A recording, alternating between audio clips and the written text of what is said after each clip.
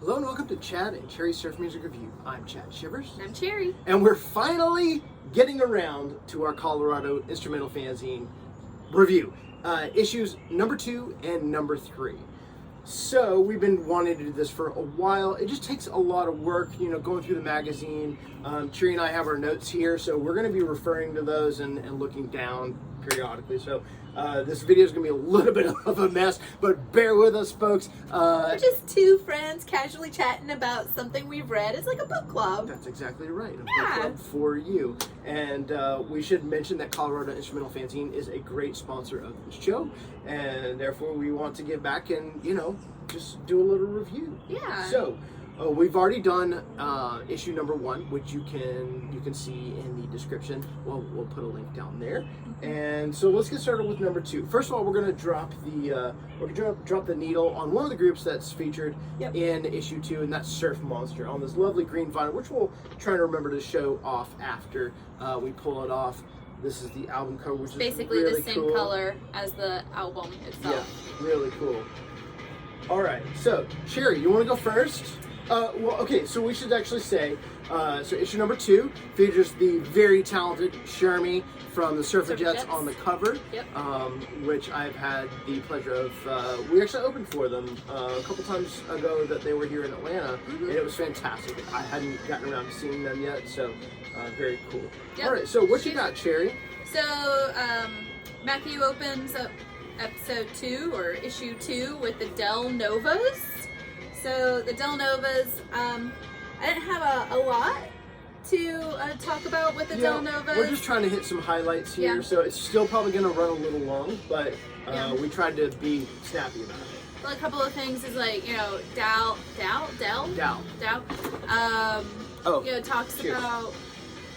talks about his influence from Dick Dale, which is kind of how, like, he kind of sets up with his name as well as being Dal, and then tying it in with Del and everything like that, and meeting Dick Dale's son, Jimmy, and then also like a lot of regional influences for him where he lives, and I think it's like the Bay Area, I think. But one note that I took away was Matthew asked, you know, regarding surf music longevity and what were his hopes, and Dal was like, you know, it's never going to die because surf music is fun, and as long as you're having fun, it's going to be around. And I agree with that sentiment. Like, surf music is fun, and the community base that is formed from this music is just like one never-ending party, you know, and it's a changing party too. It's an evolving party, so that's good. Okay, what about you? I didn't have too much on the Del Novas, so I'm going to go to the Pyronauts, and just a couple of things that I took away. That Paul also plays with the Starhoppers, which I'll actually be reviewing their new album, which hadn't come out during the time of the interview. In the next issue of Colorodo Instrumental Fanzine. So be on the lookout for that in issue number 5. Okay. I thought it was crazy. Bob from Pyronauts is a professional wrestler, and it's cool. If you look at the photos in the magazine, you'll see them all kind of like in different various like wrestling attire. One guy's in like a leotard, and another guy's in like luchador kind of stuff, and another guy's kind of like a traditional WWE kind of thing. I think the drummer was wearing like a Macho Man Randy Savage's t-shirt. So really cool. So one thing I find interesting about a lot of these interviews, and the Pyronauts was the first one that jumped out at me in regards to influence and how they all kind of came about, and learning surf music, and especially the third wave of surf, is from Pulp Fiction. It's almost like every single group that Matthew's like interviewing, second and third issue, people are pulling out Dick Dale and Miserlou from Pulp Fiction. Right. So, I mean, that was, I guess, the beginning of the third wave, and what's going to be that trigger for the fourth wave, right? If there is one, right? If there is one. Maybe it's just a never-ending ripple effect from that one cultural flash pan, you know, flash in the pan.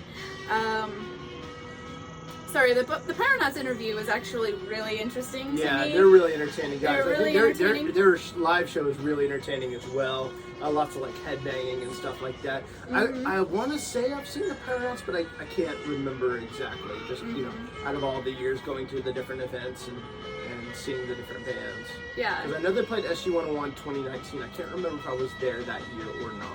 And then this was the Endless Summer Winter Fest or something, like Endless Winter Summer Surf Fest. I don't know. Endless something Winter Fest. Right. Winter Surf Fest. There you go. Yep. So, another question that Matthew kind of tries to pull from these guys, like almost all of the interviewees, is the future of surf. Yeah. And the Pyronauts back in the 90s were once considered to be the future of surf. Right. And here we are going on 25, almost 30 years later, and these guys are no longer the future of surf. They're just part of the surf community. Yeah. So I think that's funny how things evolve. They're like, oh, this band is so creative and so innovative. They're the future of surf, and now they're just surf. Right, they're just embedded in the community. Yeah, so. And one thing about community, and that I took away from that same interview was, and something that I've talked about so many times, you guys are probably tired of hearing this, but it was nice to hear it from somebody else, that in no other genre can you meet your heroes and like become friends with them. Yeah. Like, and become contemporaries with them. Like one of the guys, I think it was the drummer from Pyronauts, you know, he got sober with help of Dusty Watson like 11 years ago. I thought that was amazing, you know. And they worked with some of the Slack Tone guys to put on the Sierra Surf Music Camp. Which is really cool, like where people could go and learn from some of these heavy hitters in the genre. And one of the bands that we're going to talk about later was actually inspired to start from that camp. Right. So I thought that was really cool. Oh yeah, and I don't think I made a note of that. So then after the Pyronauts, we had the Surfajettes. Chad did a review of the Surfajettes album, the previous one. Yeah, the first album. The first album with Noah Holt of KBK. Thank you. And so I kind of wish I would have done the interview with it, because from her interview, I mean, with the review, I wish I would have done the review with you of that record, because... Well, we'll have to do the next one. I know, right?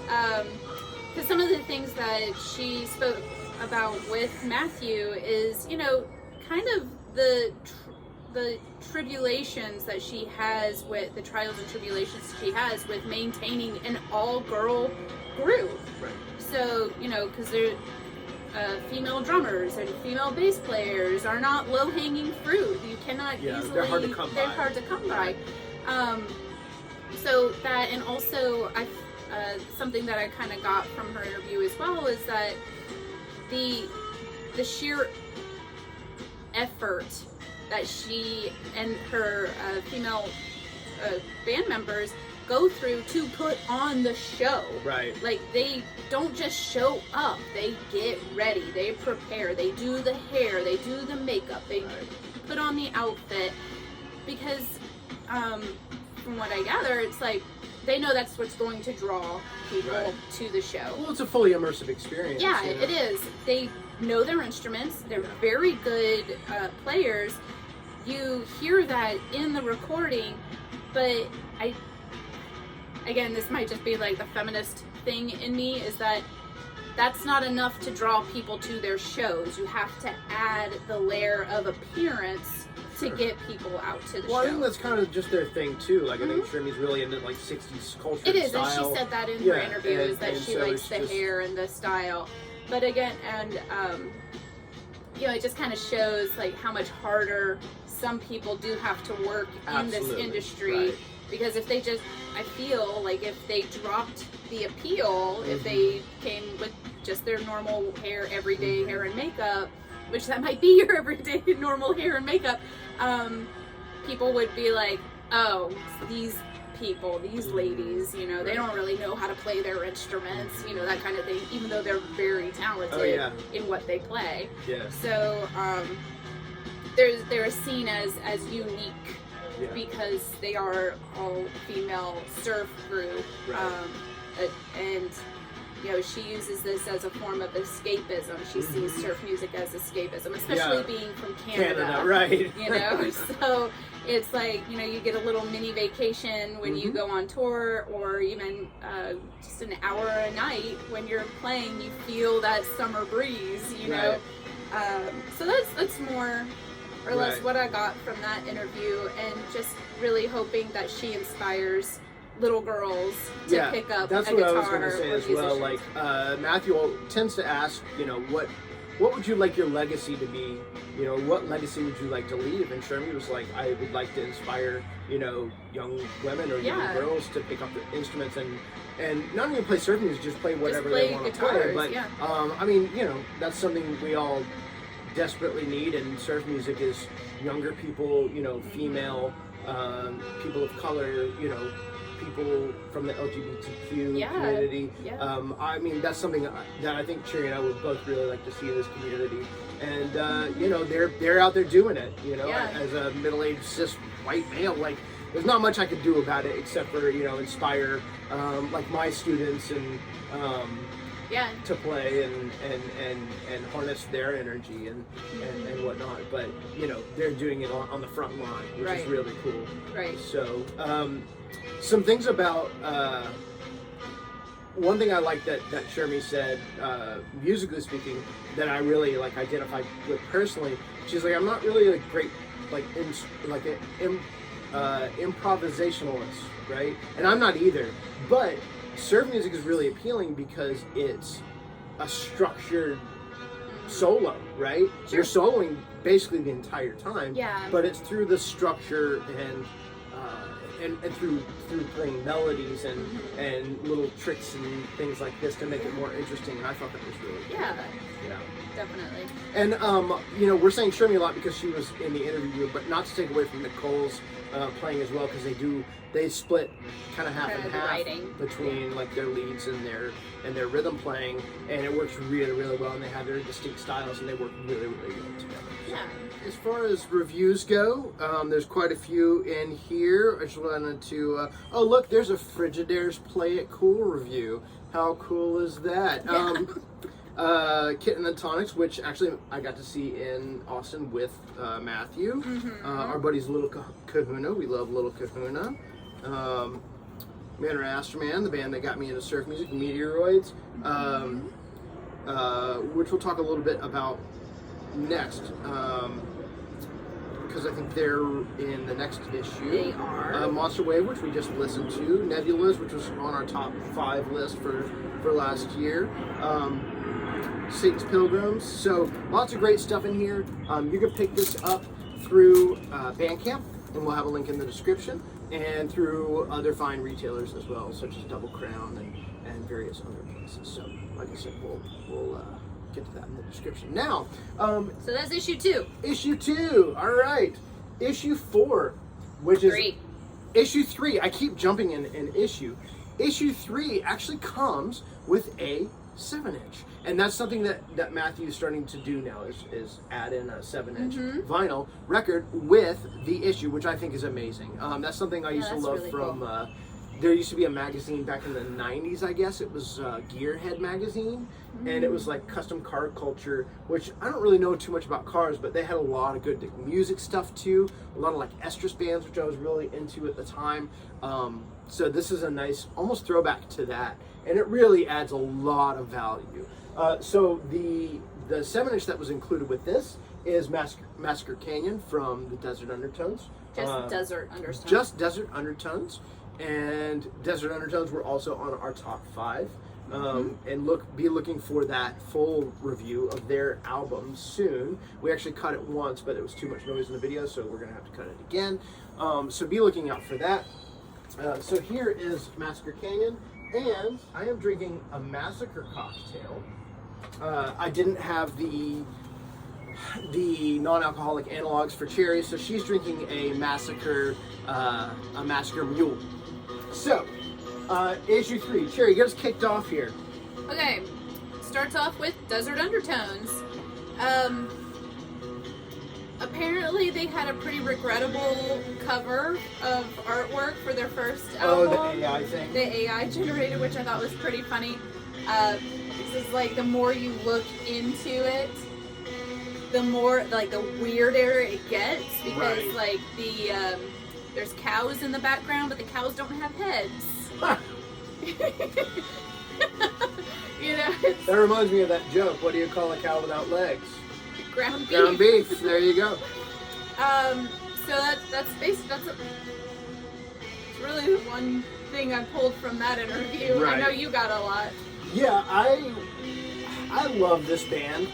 So I actually got a lot on these guys, and poor Dylan, I've been like hounding him. I think I got inebriated one night and just kept sending him messages. Poor guy. So sorry, Dylan. So actually, before we even start with Desert Undertones, just reading the intro, I thought it was funny that at the beginning Matthew alluded to Meteoroids being on many best year-end albums, yeah. lists, and of course it was on ours. ours. And I am just going to sing the praises of that record, all day long. I also want to say it was great. So later on, we're going to discuss an interview with Ruiko from The Wise, which is from Japan. And it was great to have that insight of a different type of band, a band from overseas that we might not normally hear from. So it's a really nice touch in that extra mile that Matthew's going through. Right. Hiring, getting a translator to be able to provide us with an interview that we wouldn't get otherwise. So Right. I thought that was awesome. This also features a lot of photos from Hunter King. From Storm Surge Reaver, which we love Hunter. We met up with him in New Orleans one time, Yeah, and he was even over in Surfer Joe last he year. was in Surfer Joe. So just a bunch of bang up people. All right, so Desert Undertones. Matthew starts with an intro that is absolutely spot on. Just all the things I love about Desert Undertones. I think Matthew and I shared that quite a bit. Dylan mentions like a prog influence. That's the one thing that my inebriated texts were about. I'm like, what was your prog band? And then I shared my prog band, so really nerdy stuff. I thought it was cool. Kurt, the drummer, does all the mixing and mastering for them. And it's really distinct. It's a really interesting sound that works really, really well for them. At first I wasn't really sure because it's a little dark. We'll talk about this in our actual review, but yeah, really cool stuff. I thought it was interesting that Dylan starts with a rhythm part. They're a 3-piece, so it's just a lead guitar, bass, and drums, and he starts with a rhythm guitar, and then we'll loop it and doodle over that to figure out his melodies. I think Kurt does the same thing. I also thought it was interesting that there's a tie with Dylan. Dylan went to, I think, like a guitar institute in California, and where he met one of the guys from the Riptide Rats, which is a band in Europe. So they had actually played surf music in their school together, and now we're both in surf music. And Chris, the bass player, has a PhD in organic chemistry, and I thought that was a really interesting. Like, he's still in school. That's right. Yeah, he's still studying. Right. So or was about to finish or whatever. I'm sure he has at this point. But I thought that was really interesting because there are a lot of smart people in surf music, doing lots of different things, lots of doctors and different things. Yes, I have a note regarding the Meteoroids. Yeah, I've got something about that too. Yeah. So, I think that's it for me for Desert Undertones. Anything else, sweetheart? No. Okay. Electric heaters. Sherry, what you got? So, as we were reading this, I follow the Electric Heaters on Instagram. I did not realize that the Electric Heaters was the same guy, Matthew Heaton, sorry. His wife calls him Heater. Matthew Heaton Sorry, I'm has a out. kids album that we used to play Jay when Jay was like under 4. Absolutely. The main song that we always, there's 2 of them. Yeah. The main one that we keep going back to is "Don't drink the water that your butt's been in." And the other one is "I can't eat the soup." so Which we're is like a throwback to living in a coming to America with oh my God, Eddie Murphy. Eddie Murphy. I am so. Anyways. In Arsenio Hall. Can't eat the soup. But anyway, so once I saw that, and Chad and I were we went back and forth with the magazine.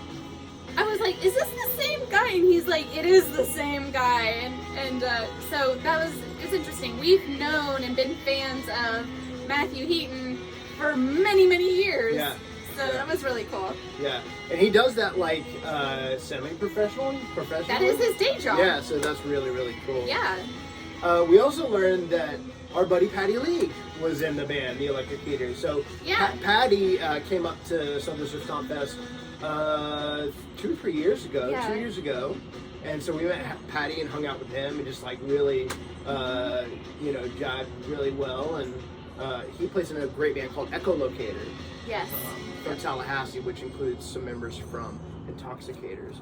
That's right. Yeah. I also thought it was interesting that Matt has a degree in classical guitar. I also have a degree in classical guitar. So. And it You go go ahead, I'm gonna into flip the detail. record. That's Change the record. It also goes into detail that his wife is an Irish flutist and also knows fluent Thai. Oh yeah, really It's interesting. so really interesting. So it's a very interesting group. You guys, if you ever are in town and you want to hang out, we have a really beautiful back porch and we will serve you drinks. We'd love to get to know you. That's right. So come on by. One of the bands that we have not given enough love to, we have done like the Christmas. We did the Christmas, review, yeah. But this record is phenomenal, and we're going to go into some things about the Volcanics. Well, do here. we want to go ahead and skip to the Volcanics Sure, and then go that's back? fine. Go ahead. We're talking. All right, so Volcanics, Concrete Carver is what we're listening to in the background here. So I think I'm gonna let you start, and then I'm gonna jump in. Sorry, That's touching okay. mid sip there. That's okay. All right. So we're jumping the gun a little bit here, but I didn't get too much. All right, I'm a big Volcanics fan. I was actually there for this interview. Oh, nice. Yeah, I was swimming in the pool as they were giving a poolside interview. Nice. So it was funny. Matthew had said we were messaging about something, and I was like, I was there. He was like, oh yeah, you were there. So, that's great. Yeah, so I was there. I wasn't paying attention. You know, it was just chilling out between the many, many bands at Surf Guitar 101 that year. So I don't really have much to say about the Volcanics. I'm a huge fan. Frankie is like one of the greatest Jaguar players of our generation. They're the nicest guys. They put on the best show, and they release incredible records. One of the reasons they put out incredible records is because Jared Keith, their bass player, is the engineer, and he is an incredible engineer. He actually, I'm jumping ahead a little bit, but he did the Meteoroids record, which I love the sound of.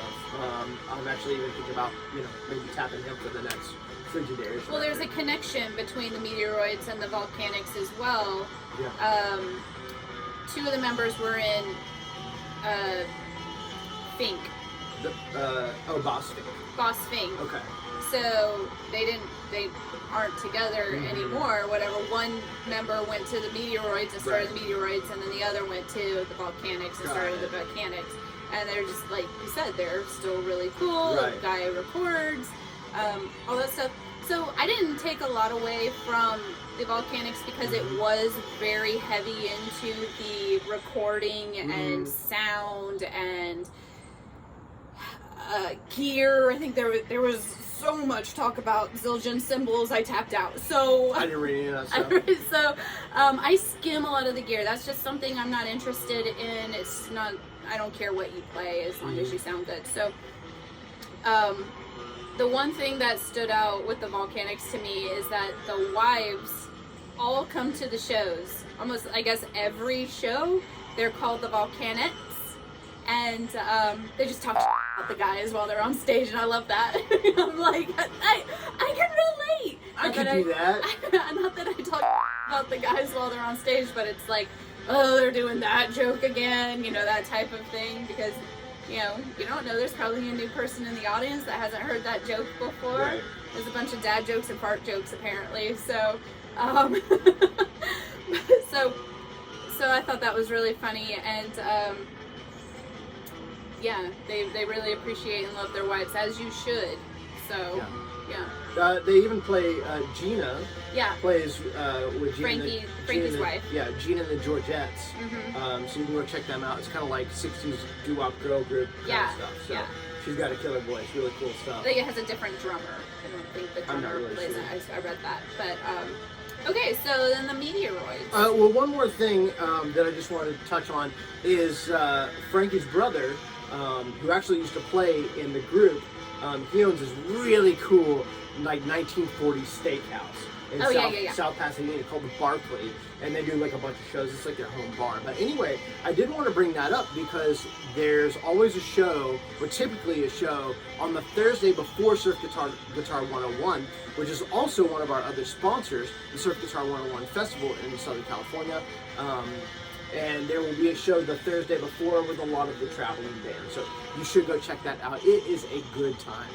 I've done one of those shows and been to a couple of those shows, and they're just really, really cool. What a great place. And nice. A great place to see. Yes, thank you for mentioning that. I did read that. Yeah. Up next, we got the Meteoroids. Yes. So, Cherry, what do you have on the Meteoroids? Well, we have Album of the Year. Absolutely. Everybody kind of really kept bringing it up, you know, Matthew at his introduction, Matthew in his interview with the guys, you know, what do you think about people saying Album of the Year? And it's like, nailed it. Yes, we agreed. We put them in our top 5 for last year. So, good call. Good call. We all agreed. And a really good album by really smart dudes. Give us an example here, Cherry. The one guy, Jeff, I think, is a historical structures archaeologist, which was really cool. Yeah, so, he and I were talking in Austin when I saw them play, and he used to work in Smyrna, Georgia, which is kind of near where we live, at a firm where my niece works now, which I thought was super interesting. Such a small world. Such a small world. That's so cool. And then the other 2 guys are engineers. One guy works at Disneyland. It is a small world after all. I'm sorry. I'm sorry. Go ahead. This is what I live with, y'all. Yes. So just a bunch of really smart guys coming together, playing some really killer music. So I thought that was really cool. What do you have? I have something else I want to touch on. But lots of stuff. So it was funny. Dave in the interview, the drummer, talked about how he used to play in the Baffles in Austin, and he was threatening to get back together with the Baffles and play a show. And Matthew and I met in Austin to see both the Meteoroids and the Baffles play. So you did it, Dave. Good job. Good job. Yeah, it was funny. He was like, I'm threatening doing a reunion show with them in Austin, and he did. He held true to his promise. Nice. Yeah. Were they good? Oh yeah, they were fantastic. Very good. Okay. Before we had done the Meteoroids review, we had learned the significance of the track P22 from the article. Well, Cherry learned it a different way, but I learned it through the article. So I thought that was really cool that, you know, here we are learning stuff about some of our favorite bands through Colorodo Instrumental Fanzine. Yeah, when I read it, I was like, P22. I was like, didn't we talk about that in our review? And Chad's like, yeah, I actually learned about P22 in the article. And I was like, oh, well, I learned it, you know, listening to NPR. snooty. But I knew it was a mountain lion / puma. But what I didn't know was that he died. Like from spoiler alert, poisoning or something. It was really sad. Way to bring down the episode down, Cherry. Sorry, my apologies.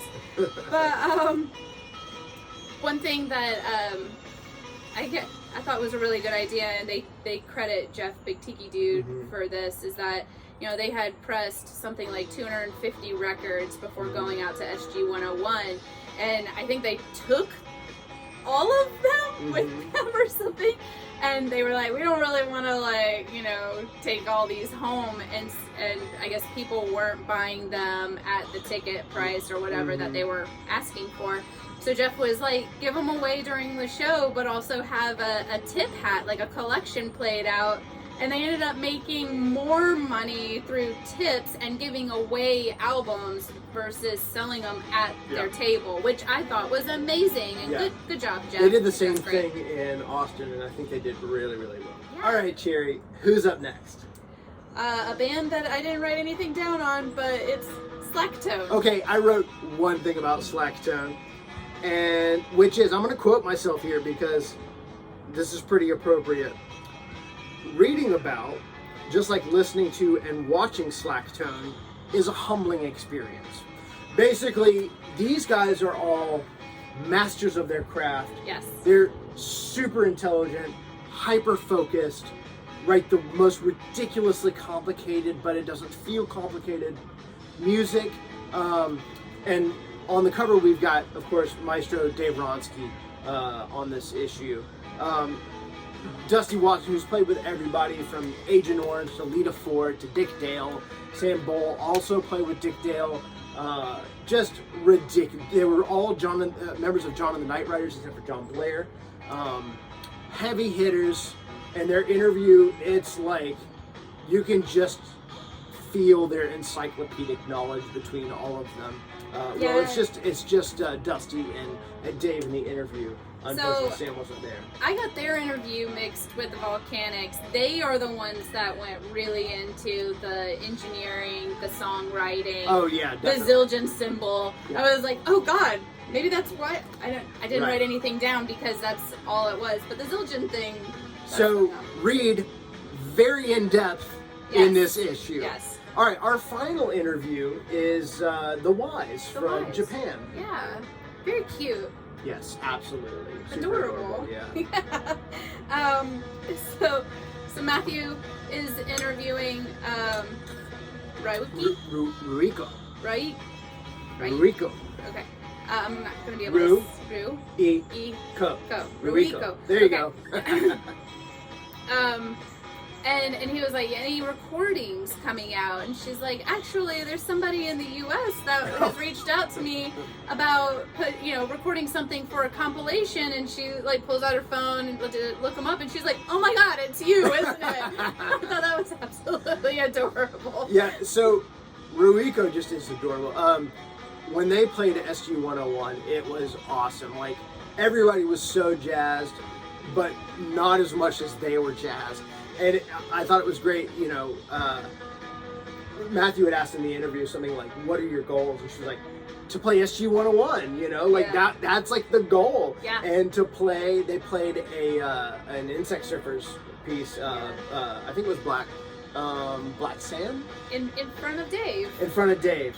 And it's just great. I think I told the story, but the next, after SG 101, I went to the show at the Bamboo Club, and it was like a bunch of like heavy hitters in the audience. Like you got Martin Cilia from the Atlantics, and Ruiko, and the Strings of Flame, and Dave, and it was just such a good time, and everybody's like just letting loose after the big concert, and it's just that's the kind of vibe that like Ruiko gives me, just like positive energy, lots of energy, and that really shows in her interview, I think, too. Yeah. Well, the interview was way shorter than any of the other interviews. Well, sure. But it's because, number one, she's not an English speaker, and Matthew's not a Japanese speaker, so they had an interpreter. And so I would feel that trying to keep it short and sweet would be easy and also like less taxing on both parties. Right. So that actually brings up a big point about issue 3. Okay, not 4, 3. I think this is really where Matthew hits his stride. I really think the interviews get better edited, condensed a little bit more. It's more to the point, more of what, at least I as a reader, want to what I want to know about the bands, you know. So I think if you're going to start somewhere, if you're not starting from the beginning or you're not a completist or whatever, start with issue 3, okay? Because it's, you know, you got Slacktone and a bunch of heavy hitter bands, and it's amazing. So yeah, great job, Matthew, with this. We're big fans. Of course it ends up with a bunch of record reviews like Chillingsworth Surfing Hand, which was on our top 5. Our top 5. Jagaloons, which we just did a video for. Rum Tones, which I plan on doing a video for. Sant Annabelle Coconuts, which we saw in Italy. Delassis, which is my buddy Sis Malaki, shout out to Sis. A review of them. So yeah, lots of cool stuff in here. Definitely pick it up.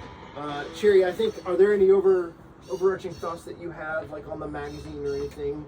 Or was there anything else? I'm sorry, I kind of cut you off. No, not particularly.